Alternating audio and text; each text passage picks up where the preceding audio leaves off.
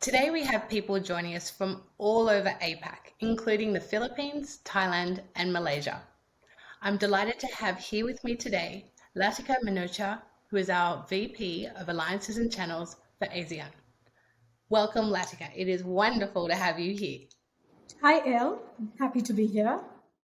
Latika, the ASEAN career market is quite different to other parts of APAC. Can you tell me what is the opportunity for job seekers and what should they be considering as they embark on the next phase of their career? Indeed, it is. Cloud delivered software currently accounts for 43% of the software market and is expected to increase to 61% of the market by 2026. More and more organizations are adopting digital transformation in this region, and there is a dire need of digital skills. Right now, not enough employees have the skill sets required to take on digital changes that their organizations soon have to roll out. Already, 52% of IT leaders say skills gap are a significant challenge at their organization.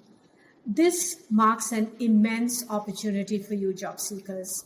With the correct skills and knowledge, you will be in hot demand.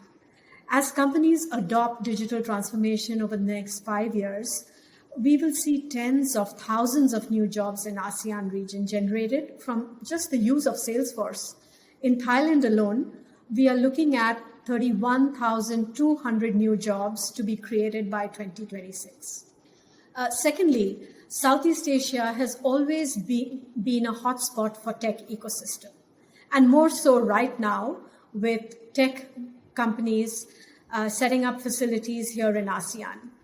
Many of our partners have set up global technology centers in Philippines and Malaysia, which means you will have plenty of opportunities to work on global projects and gain global perspectives from your location, wherever you may be. In this market, dual language skills are also very important. In ASEAN, every country's language and culture are very different. And that's where dual language fluency and a good understanding of local customers becomes very important. That is so interesting, Latika. I think the opportunity in your region is so immense for job seekers today. And speaking of opportunities, we talk a lot about diversity in the ecosystem and also the importance of upskilling and reskilling.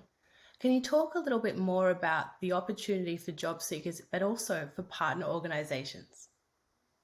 Well, ASEAN is a melting pot of cultures and languages, and that gives rise to highly specific challenges in the areas like legislation, cultural quirks, communication for partners and companies operating in and across the region.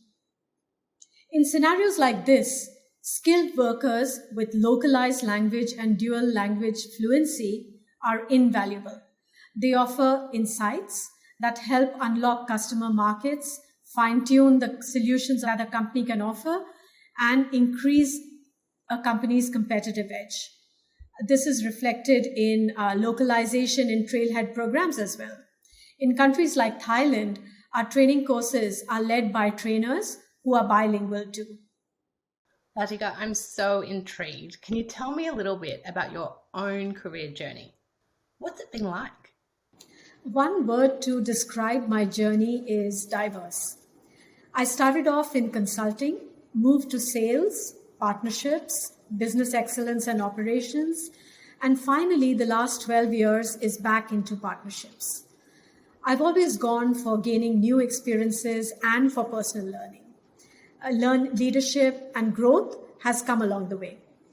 I've always put myself into every role and nurtured it like my third child, being a mother of two grown-up children. Creating that balance for me was always so important, not just for my work and family, but also for my own personal fulfillment. I've also moved continents. So 4 years into my first job, my husband moved to Singapore, and I decided to quit my job, move here to Singapore. And in that first month here, I must have literally gone knocking on the doors of many of the tech companies here because at that time you did not search jobs on the internet. It was a different world altogether.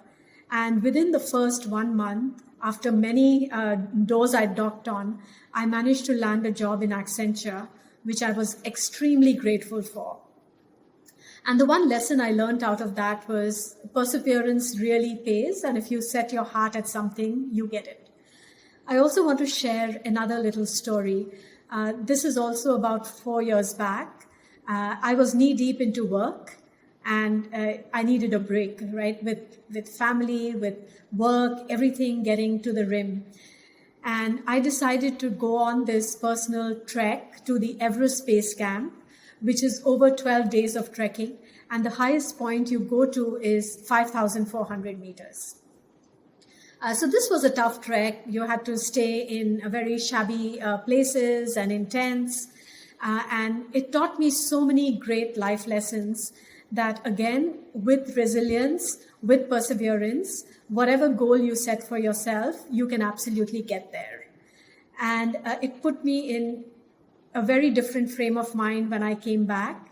And any of the challenges that come at work or in life in general, I was absolutely ready to take them on head on.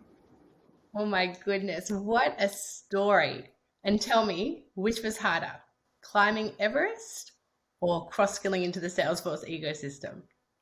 Definitely climbing to the Everest Base Camp. Like I mentioned, once you do something like that, everything else is much smaller in terms of the scheme of things, and your perspective changes.